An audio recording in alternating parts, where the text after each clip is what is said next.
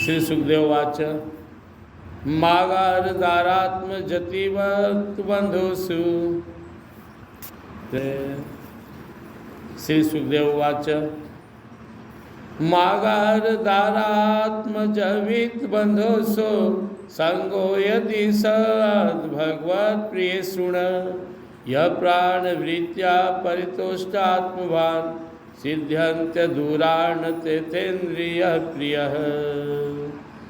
भक्त भगवान से प्रार्थना कर रहा है, सत्संग की चाह कर रहा है, हमें आपके चरणों में प्रेम मिले, आपके भक्तों में संयमी पुरुषों से प्रेम हो, जितना निर्वाह के योग हमें अन्न आदि मिले हम संतुष्ट हैं और बाकी समय आपका भजन करें।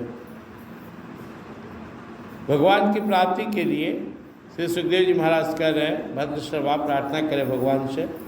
और यहाँ पे सत्संग की महिमा का वर्णन कर रहे हैं, खासकर अगले श्लोक में यत् संग लब्ध्वं निवेद्य वैभवं तीर्थं मोह संस्पृष्टां हि मानुषं हरत्यज्वन्ता श्रुतिभिर्गतो अंगजं को वै न सेवेत मुकुंद विक्रमम्। भगवान के जो भक्त है उनका संग भगवान के तीर्थ तुल पवित्र चरित्र सुनने को मिलते हैं, जो उनकी असाधारण शक्ति एवं प्रभाव के सूचक होते हैं। उनका बार बार सेवन करने वालों के कानों के रास्ते से भगवान हृदय में प्रवेश कर जाते हैं और उनके सभी प्रकार के दैहिक और मानसिक मलों का नष्ट कर देते हैं। फिर भला उन भागवत भक्तों का संग कौन न चाहेगा। सत्संग थर्मामीटर है और हमें सत्संग, संतों का संग, भक्तों का संग अच्छा लगता है तो इसका मतलब हम भक्ति मार्ग में सही जा रहे हैं या हमारी उन्नति होगी, प्रगति होगी। लेकिन अगर हमें सत्संग अच्छा नहीं लगता है, सत्संग में नियमित नहीं है, सत्संग छूट रहा है, भगवान के भक्त अच्छे नहीं लग रहे हैं लेकिन संसार के लोग अच्छे लग रहे हैं, तो हम गिरने वाले हैं या गिर रहे हैं। यही हमारी उन्नति प्रगति की पहचान है आध्यात्मिक पथ में। इसलिए भगवान के जो भक्त हैं उनके संग, संतों के संग, शास्त्रों के संग, ये हमें भगवान की कृपा से मिलता है। और जो सुखदेव जी महाराज कह रहे हैं कि जो भागवत भक्त हैं उससे भगवान की कथा मिलती है, पवित्र चरित्र मिलता है और यह महान तीर्थ के समान है।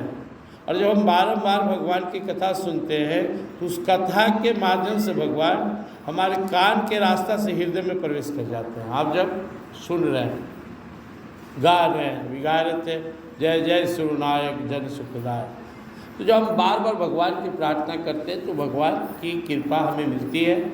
और कृपा क्या भगवान का, वो हमारे हृदय में इन कथा के माध्यम से, इन प्रार्थना के माध्यम से उतर के आ जाते हैं। और जब भगवान हमारे हृदय में आ गए हमारा काम बन गया। यस्यास्ति भक्तिर्भवत्या किंचिणा सर्वैर्गुणस्तत्र समासते सुरा हराव भक्तस्य कुतो महद्गुणा मनोरथाना सती धावत वही। जिस पुरुष की भगवान में निष्काम भक्ति है तो भगवान को भगवान के लिए चाहता है, उसके हृदय में समस्त देवता, धर्म, ज्ञान आदि संपूर्ण सद्गुणों के सहित सदा निवास करते हैं। किंतु जो भगवान का भक्त नहीं है उससे महापुरुषों के वे गुण आ ही कहाँ से सकते हैं। वह तो तरह तरह के संकल्प करके निरंतर तुच्छ बाहरी विषयों की ओर ही दौड़ता रहता है। जब हम भगवान से अनन्य भाव से प्रेम करते हैं, भगवान को ही सिर्फ चाहते हैं, भगवान से सिर्फ भगवान को ही मांगते हैं, तो हमारे हृदय में जितने भी दैवी संपदा है, देवी देवता, संत, ग्रंथ, सब का आगमन होने लगता है, क्योंकि हम अंदर से शुद्ध विशुद्ध होने लगते हैं। लेकिन जब हमारे हृदय में तुच्छ विषय, मोह, माया व्यापता है तो फिर हम भगवान की ओर आकर्षित नहीं हो पाते। इसलिए अपने मन में, अपने हृदय में भगवान को खूब श्रद्धा से स्थान दीजिए, खूब प्रेम कीजिए भगवान से। हरे रही साक्षात भगवान शरीरिणा महात्मा झसाणामिवतोयमिप्स्तिं हित्वा महानस्त्वं यदि सजते गृहे तदा महत्वं वैसा दंपतिना। जैसे मछलियों को जल अत्यंत प्रिय उनके जीवन का आधार होता है। उसी प्रकार साक्षात श्री हरि ही समस्त देहधारियों के प्रियतम आत्मा हैं। उन्हें त्याग कर यदि कोई महात्माभिमानी पुरुष घर, मोह, संसार आदि में आसक्त है तो उस दशा में स्त्री पुरुषों का बड़प्पन केवल आय को लेकर ही माना जाता है, गुण की दृष्टि से नहीं। जो व्यक्ति भगवान का भक्त है उसकी उम्र कितना भी हो वो श्रेष्ठ है, लेकिन जो भगवान का भक्त नहीं है तो उसका वैल्यू खाली उम्र से होता है कि बाबा हैं, दादा हैं, दादी हैं, बूढ़ा हैं, बूढ़ी हैं, इसके अलावा उन्हें वैल्यू नहीं मिलती है। लेकिन ध्रुव जी महाराज, प्रहलाद जी महाराज, बहुत सारे संत भक्त हुए, सुखदेव जी महाराज खड़ा होते तो सारे संत महात्मा खड़े हो जाते हैं। तो जो भगवान के भक्त हैं उनका महत्व भक्ति की वजह से, भगवान के प्रिय होने की वजह से बढ़ जाता है। लेकिन अगर कोई भगवान का भक्त नहीं है तो वो केवल उम्र के हिसाब से ही लोग उसको भाव देता है, वास्तव में उसका समाज में कोई कुछ नहीं होता है। तस्मात् रोजा राग विषाद मण्यु मानस्पृहा भयदन्याधिमूलम हित्वा गिरहम संस्कृति चक्रवालम नरसिंह पादम भस्ताकुतो भयमिति। तो भद्र शर्मा जी सुना रहे हैं कि तुम सभी जितने भी भगवान को चाहने वाले हो वो तृष्णा, राग, विषाद, क्रोध, अभिमान, इच्छा, भय, दीनता और मानसिक संताप के मूल तथा जन्म मरण रूप संसार चक्र का वहन करने वाले गृह, मोह आदि को त्यागो और भगवान नरसिंह के निर्भय चरण कमलों का आश्रय लो। ये भगवान नरसिंह के भक्त है, इसलिए वो नरसिंह भगवान का गुणगान कर रहे हैं। हम भगवान के किसी भी रूप से प्रेम करते हों, हम उसमें अनन्य भाव रखें और इस तरह से धीरे धीरे धीरे धीरे हमारे मन में उनके लिए जो भक्ति भाव है वो प्रवेश करेगा।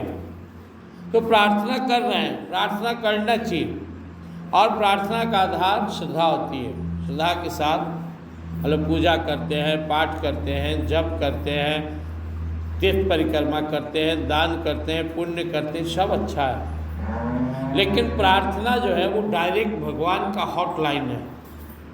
जब हम आँख बंद कर, हाथ जोड़कर, सरल भाव से, पूरे विश्वास के साथ भगवान से गुहार लगाते हैं, भगवान से अपनी बात कहते हैं तो सीधे भगवान तक जाता है। इसलिए अपने साधना में, अपने पूजा में प्रार्थना को भी जोड़ना चाहिए।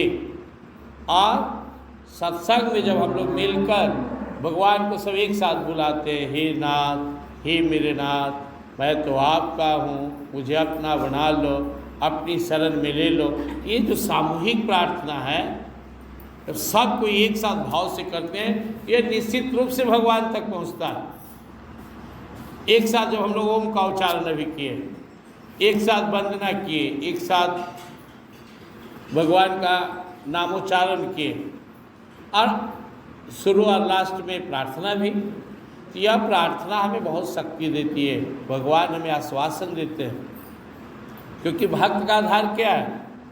सारे देवी देवता, धरती, ऋषि मुनि रो रहे हैं, तबाह हैं रावण के आतंक से, सब मिलके प्रार्थना करने लगे। अब भगवान प्रकट हो गए। जय जय सुरनायक जन सुखदायक प्रणत पाल भगवान गोदीज हितकारी जय असुरारी। प्रार्थना हम लोग जो रोज करते हैं मानस पाठ के समय, यह प्रार्थना खत्म होते होते भगवान की आकाशवाणी हो गई, घबराओ नहीं, हम आएंगे, बहुत शीघ्र आ गए। तो यह प्रार्थना की ही शक्ति है। जो काम हम सबका जब तब पूजा पाठ से नहीं हो, लंबा समय लग रहा, वो प्रार्थना से हो जाता है। इसलिए गोस्वामी बाबा प्रार्थना के लिए वो विनय पत्रिके लिख दिए, जो प्रार्थना करते गए लिखते गए, वो मोटा ग्रंथ हो गया। सूरदास जी महाराज, माँ मीराबाई, सब ने भगवान से प्रार्थना की और सबका अलग अलग सुंदर भाव है। तो अपनी प्रार्थना भी हम अपना भाव टूटे फूटे शब्दों में भगवान को पुकार सकते हैं, और नहीं तो संतों की जो प्रार्थना है, जो माँ मीराबाई गाए, तुलसीदास जी गाए, सूरदास जी महाराज गाए, कितना भाव से तुलसीदास जी महाराज हनुमान से कह रहे हैं, कौन नहीं जानता है जग में कपि संकट मोचन नाम तिहारो। आप संकट मोचन है, मेरा भी संकट दूर कीजिए। अब हम हनुमान जी को उस प्रार्थना से पुकारेंगे तो प्रार्थना उनका सुना हुआ है, तुलसीदास जी से जल्दी सुनेंगे। संतों और भक्तों की प्रार्थना अगर हम बुलाएं भगवान को तो वो थोड़ी जल्दी सुन लेते हैं। क्यों? क्योंकि उनका सुना हुआ है। इसलिए प्रार्थना को अपने नित्य साधना में शामिल करना चाहिए। प्रेम से वृंदावन बिहारी जय। श्री सुखदेव वाच।